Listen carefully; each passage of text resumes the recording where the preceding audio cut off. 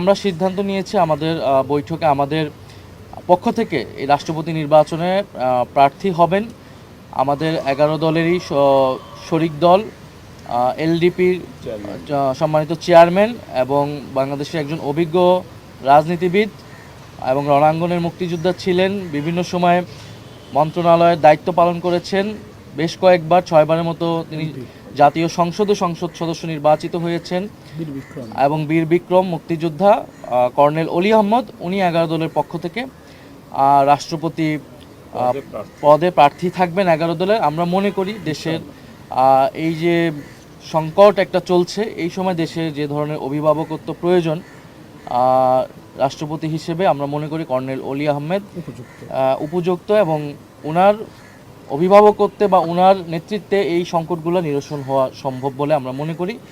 এ কারণে আমরা আর যেহেতু বিএনপি জুলাই সনদ বাস্তবায়ন করেনি এখন পর্যন্ত, ফলে আসলে সর্বসম্মতিক্রমে বা ঐক্যবদ্ধভাবে রাষ্ট্রপতি দেওয়ার যে সুযোগটা, সেটা আমাদের ঐকান্তিক প্রচেষ্টা থাকা সত্ত্বেও বিএনপির এই যে একদলীয় এবং সংস্কার বিরোধী আচরণের কারণে এটি সম্ভব হলো না। এটি দেশের মানুষ দেখছে, দেশের জনগণ এটি অবশ্যই বিচার করবে। রাষ্ট্রপতির পদ নির্বাচন হওয়ার যদি পদ্ধতিটা পরিবর্তন হতো, যেটা জুলাই সনদে লিখিত আছে, তাহলে সেই জায়গায় আমরা এক হতে পারি। কিন্তু এখন তো আসলে তাদের যে আচরণ এবং তারা যেভাবে রাষ্ট্রপতি নির্বাচন প্রক্রিয়ায় অংশগ্রহণ করছে, সেই জায়গায় তো আমাদের ঐক্যমত হওয়ার কোনো সুযোগ নেই।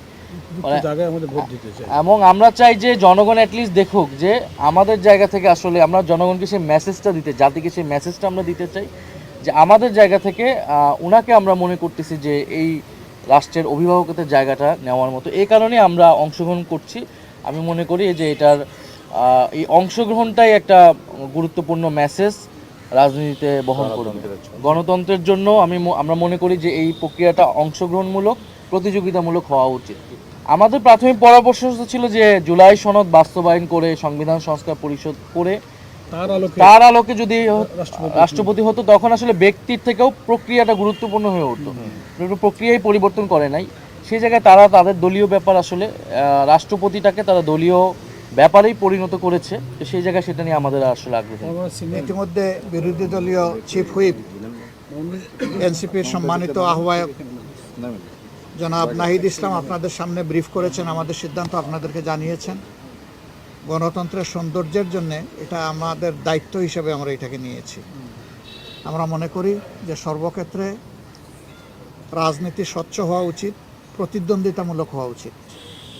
তাহলে গণতন্ত্রের গতি এবং তার সুস্বাস্থ্য ফিরে আসবে।